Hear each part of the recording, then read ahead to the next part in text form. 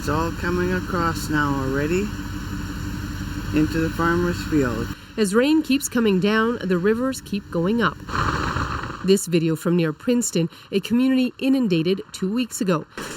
It is trying to build its defenses. The question is, how high do they need to be? There's a lot of gravel and fill that's come down, and we may have lost 1 or 2 feet of our dike because now the river is higher than what it was before. With the Army's help, they are now trying to build up their entire diking system another 2 or 3 feet to compensate.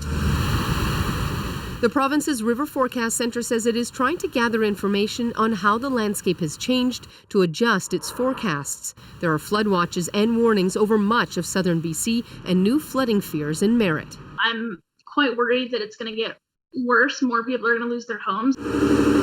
The entire city of 7,000 was forced out in the last flood. Some residents were allowed back during the day, but that has been suspended, and the city is now calling in the military for support. Everybody hopes that we're back for Christmas, but with the evacuation being extended, I'm worried that we won't be. Crews work to shore up damaged roads while preemptively closing several major highways, number 1, 3, and 99. They all saw minor rockfall and debris, along with one small slide in this latest storm. The worry now is what's next.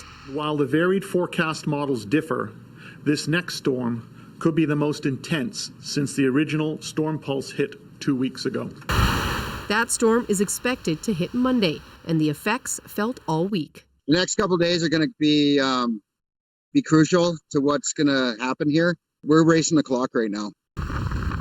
And after battling for 2 weeks, the race is on, with water again lapping at their doorsteps.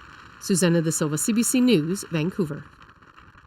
Let's bring in our senior meteorologist, Johanna Wagstaff. And Joe, it rained a lot here in Vancouver over the last couple of days, but put this latest storm in perspective for us.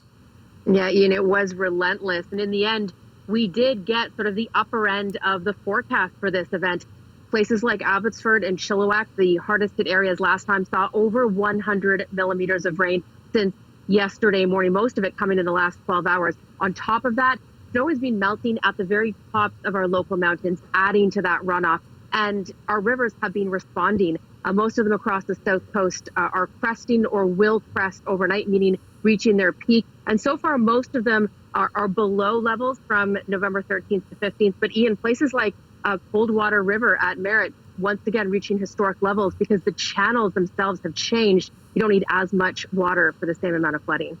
So 2 atmospheric rivers in 2 weeks, and a third is expected in just a few days. What is that looking like?